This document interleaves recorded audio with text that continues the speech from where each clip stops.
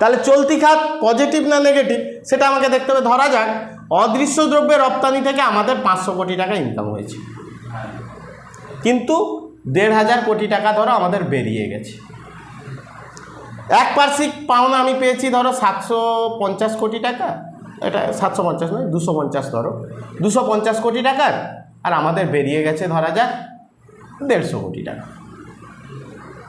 এইবার দেখো চলতি খাতের সাপেক্ষে আমরা অনুকূলে আছি না প্রতিকূলে আছি দেখার জন্য কি করব, এইখানে আগে চলতি খাত লিখ, চলতি খাত।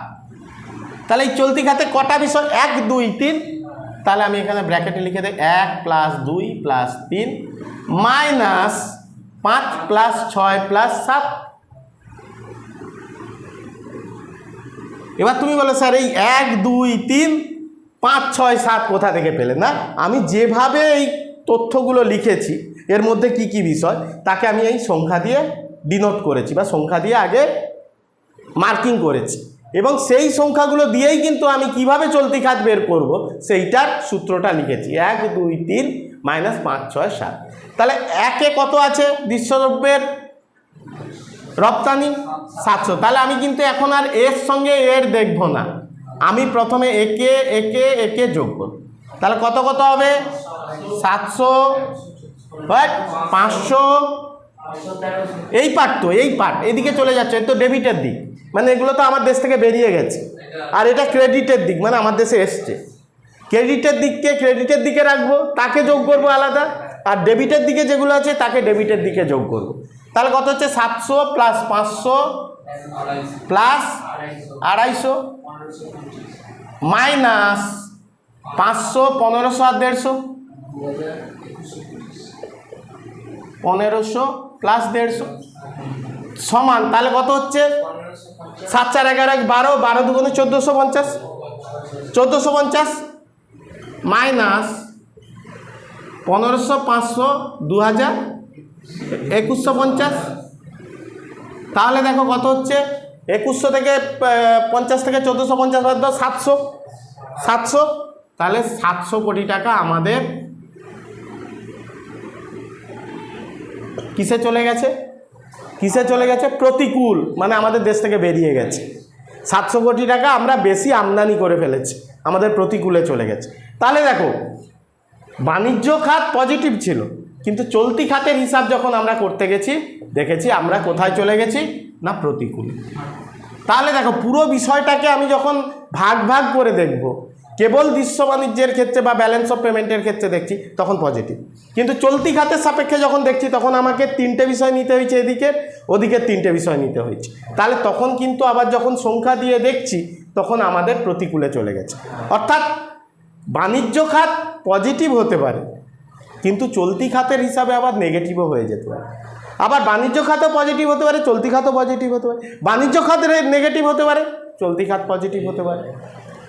এইবার আসছে কি মূলধনী খাত বা মূলধনী পাওনা। তাহলে এই মূলধনী খাতের মধ্যে কোন বিষয়টা পড়বে? দেখো আরও একটা জিনিস মজার আছে, শুধু যদি ব্যালেন্স অফ পেমেন্ট বলি বা বাণিজ্য খাত সেখানে শুধু 1 আর 5, কিন্তু চলতি খাতের মধ্যে দেখো বাণিজ্য খাতও কিন্তু ঢুকে গেছে। কেন? তখন আমি 1 2 3 5 6 7 করছি, তার মানে দেখো বাণিজ্য খাতটা এর মধ্যে ঢুকে বসে আছে।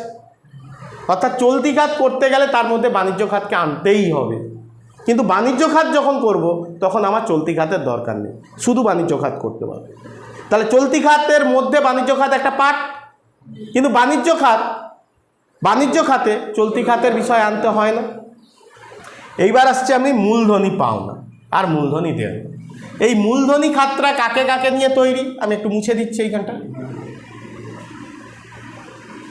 এইখানটা মুছছি, তাহলে বাকিগুলো থাকছে। এইবার হচ্ছে চলতি খাতের পাশে লিখছি মূলধনী খাত।